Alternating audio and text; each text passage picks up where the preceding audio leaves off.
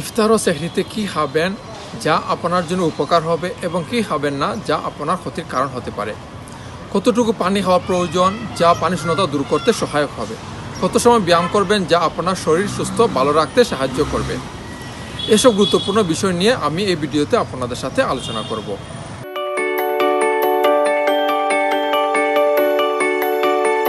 আসসালামু আলাইকুম, কেমন আছেন সবাই? আশা করি সবাই ভালো আছেন। আপনাদের সবার দোয়া আমিও ভালো আছি।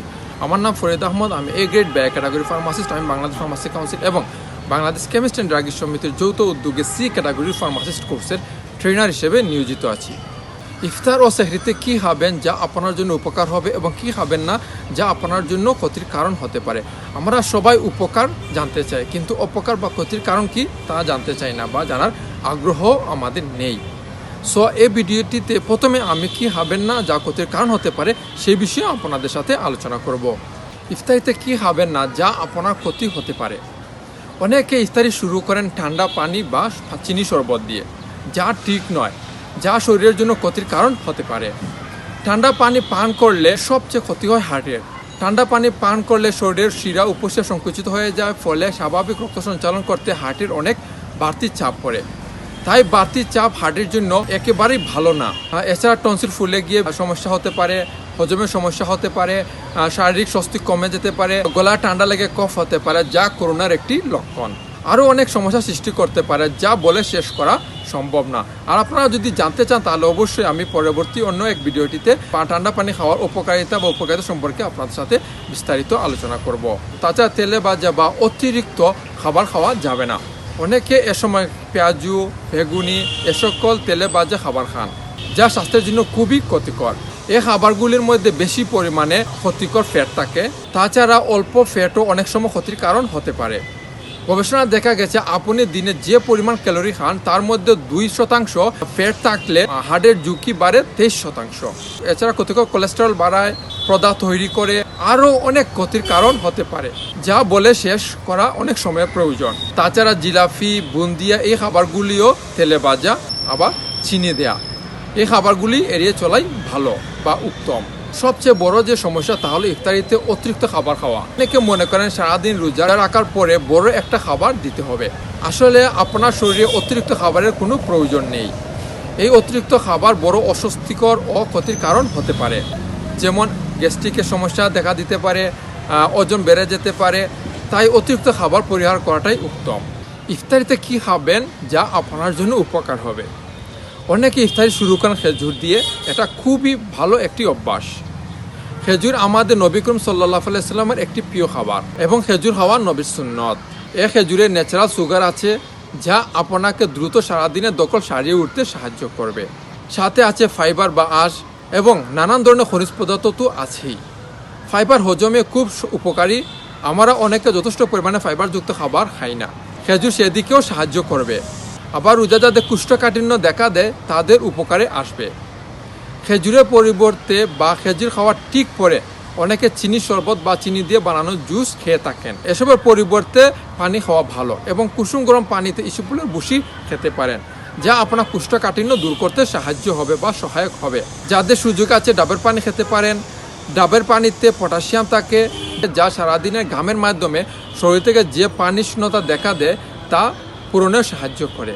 দোকান থেকে কেনা জুস বা শরবতের পরিবর্তে বাসায় বানানো ফলের জুস খাওয়া যেতে পারে, তবে জুস বানানোর সময় চিনি দিবেন না। দোকান থেকে কিনা জুসে কেমিক্যাল থাকতে পারে, তাই বাসায় বানানো ফলের জুস খাওয়া উত্তম।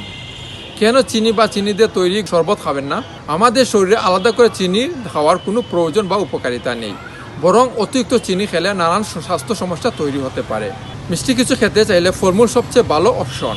খেজুর ও পানি খাওয়ার পর ফলমূল খেতে পারেন, কারণ বিভিন্ন রকম ফলে বিভিন্ন রকম পুষ্টিগুণ থাকে, যা আপনার শরীরের জন্য উপকারে আসবে। এখন খেজুর, পানি আর ফলমূল খাওয়ার পর আর কি খাবেন? এখন অন্য কিছু না খেয়ে একটা বিরতি দেওয়া ভালো। অনেকে এ সময় নামাজ পড়েন, একটু হাঁটেন, এই বিরতি দেওয়াটা খুবই ভালো। কেন ভালো? সারাদিন রোজা রাখার পর যেসব খাবার খেলেন সেগুলো আমাদের শরীরের সাথে মানিয়ে নিতে কিছুটা সময় নেয়। বিরতির পর কি খাবো? বিরতির পর নরম খাবার খাওয়াটা খুবই উত্তম, যেমন নরম খিচুড়ি। তা আবার বিভিন্ন ধরনের সবজি যেমন বরবটি, টমেটো, গাজর ইত্যাদি দিয়ে তৈরি করে খেতে পারেন। কারণ সবজিতে বিভিন্ন ধরনের ভিটামিন, মিনারেল, পুষ্টিগুণ রয়েছে যা আপনাকে সারাদিনে রোজা রাখা ক্লান্তি দূর করে দিতে পারে। সবচেয়ে গুরুত্বপূর্ণ যে বিষয় তা হলো নরম খিচুড়ি খুব দ্রুত হজম হয় এবং পুষ্টিগুণ আমাদের শরীরে পৌঁছাতে সহজ হয়, আর সাথে ফলমূল রাখতে পারেন। পানি, এখন একটা গুরুত্বপূর্ণ বিষয় হচ্ছে পানি বা পানি শূন্যতা। তাই পর্যাপ্ত পরিমাণে পানি পান না করলে পানি শূন্যতা দেখা দিতে পারে, যা আমাদের শরীর খারাপ হয়ে যেতে পারে। আমাদের শরীরে মোট 60% পানি থাকে আর বাকি 40% থাকে অন্যান্য। আমাদের দেহের কোষকলা স্বাভাবিক বৃদ্ধি ও বিভাজনের জন্য পানি অত্যাবশ্যকীয়। তাই ইফতার হতে সেহরি পর্যন্ত মিনিমাম 12 গ্লাস বা 3 লিটার পানি খেতে হবে। তা না হলে আমাদের শরীরে পানি শূন্যতা দেখা দিতে পারে। তাছাড়া পানির পাশাপাশি পানি জাতীয় খাবার যেমন তরমুজ, শসা, টমেটো ইত্যাদি এগুলা খেতে পারেন। সেহরিতে কি খাবেন? সেহরিতে ভাত, মাছ, মাংস, ডিম, ডাল এগুলা খেতে পারেন। পাশে ফলমূলও রাখতে পারেন। তবে মাছ, মাংস বা সবজি যেন তেল বেশি না থাকে সেদিকে একটু খেয়াল রাখবেন। আর খেয়ে সাথে সাথে শুতে যাবেন না। খাওয়ার পর একটু বসে থাকা, একটু হাঁটা এবং ফজরের নামাজ পড়ে তারপর ঘুমাতে যাবেন। ব্যায়াম, অনেকে মনে করেন রোজা রেখে ব্যায়াম করা যাবে না। এটা ভুল ধারণা।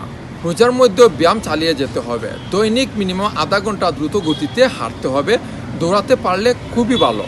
সবচেয়ে বড় যে কথা তা হলো সুস্থ থাকতে হলে শরীরচর্চা চালিয়ে যেতে হবে।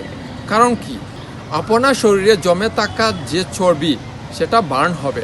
অর্থাৎ আপনার শরীরের ওজন কমাতে হলে ব্যায়ামের বিকল্প নেই। তাছাড়া রমজান মাসে বেশি করে নফল নামাজ পড়তে পারেন। নামাজ হচ্ছে বিশাল একটা ব্যায়াম, যা বিভিন্ন রিসার্চে প্রমাণিত। এতে একসাথে দুটি কাজ হলো: এক, সৃষ্টিকর্তার সান্নিধ্য লাভ করতে পারলেন; দুই, আপনার শারীরিক স্বাস্থ্য ভালো থাকলো।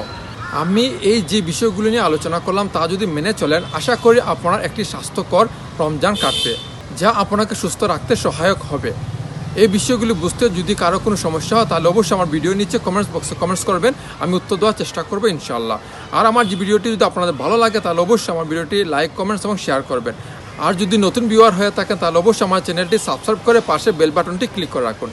তাহলে নতুন যে ভিডিও টিউটোরিয়ালটি চলে যাবে তাহার নোটিফিকেশন আপনার ওয়ালে পেয়ে যাবেন এবং সহজেই আপনি ভিডিওটি দেখে নিতে পারবেন, যা আপনাকে ওষুধ সম্পর্কে জানতে এবং স্বাস্থ্যবিধি সম্পর্কে জানতে অনেক সহায়ক হবে আশা করি। আর নেক্সট ভিডিওতে আরও অনেক গুরুত্বপূর্ণ বিষয় নিয়ে আপনাদের সাথে উপস্থিত হব। সে পর্যন্ত আপনারা সবাই ভালো থাকেন, সুস্থ থাকেন সেই কামনায়। আল্লাহ হাফেজ। আসসালামু আলাইকুম।